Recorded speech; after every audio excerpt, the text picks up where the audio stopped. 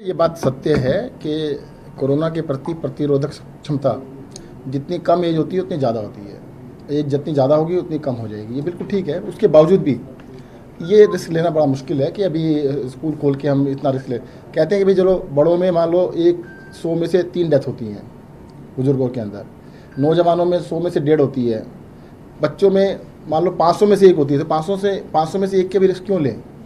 मुख्यमंत्री जी ने कुछ दिन पहले कहा था जब तक सबको वैक्सीनेशन नहीं हो जाता है तब तक स्कूलों को नहीं खोला जाएगा। सर, जिस पोर्टल पर राज्य सरकार की ओर से मौत का डेटा अपडेट किया जाता है, खासकर जो कोरोना से मौत हुई है, क्या उस पोर्टल पर ऐसी कोई भी जानकारी आप लोगों से राज्य सरकारों से मांगी जाती है कि किस स्पेसिफिक वजह से मौत हुई है या ऑक्सीजन की किल्लत हुई तो उस दौरान? ऑक्सीजन की किल्लत से उस पोर्टल के अंदर कोई कॉलम नहीं है जिससे बताया जा सके।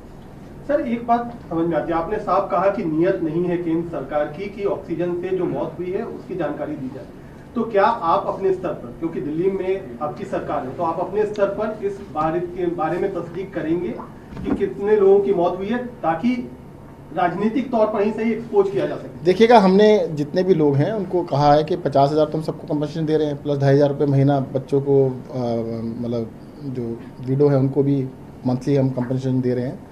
उसमें काफ़ी डाटा आएगा, परंतु उसमें ये पता लग पाना संभव नहीं लगता कि ऑक्सीजन से डेथ हुई। हम फिर से अपील करेंगे एलजी साहब उसको जो कमेटी हमने बनाई है उसको चलने दें। देखिएगा, दिल्ली के अंदर एक पर्टिकुलर सिचुएशन है जहाँ पे केंद्र सरकार किसी भी कानून को, किसी भी आदेश को एलजी साहब के माध्यम से बदलवा सकती है।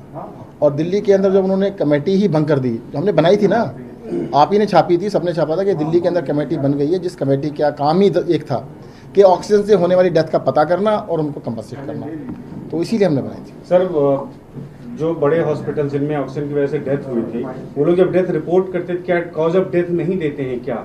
उस हिसाब से भी कुछ डेटा आप लोगों के पास नहीं है? जैसे Batra hospital, Jaipur golden hospital, इस तरह के हॉस्पिटल ने तो साफ साफ कहा था सामने आके कि ऑक्सीजन की कमी से। देखो, आप खुद ही कह रहे हैं, आपने खुद ही बता दिया कि बत्रा हॉस्पिटल ने और कई जयपुर गोल्डन हॉस्पिटल ने, आपका ही कहना है, आपने रिपोर्ट भी किया था कि डेथ हुई, तो बता के आओ ना उनको कि भाई आपने सच बोला था उस टाइम पे, आप बोलिए उनको। आप लोगों के पास कोई डेटा वो लोग भेजते हैं इस तरह से क्या? अलग से नहीं होता, उसी के लिए बताया गया, कंफर्म करने के लिए।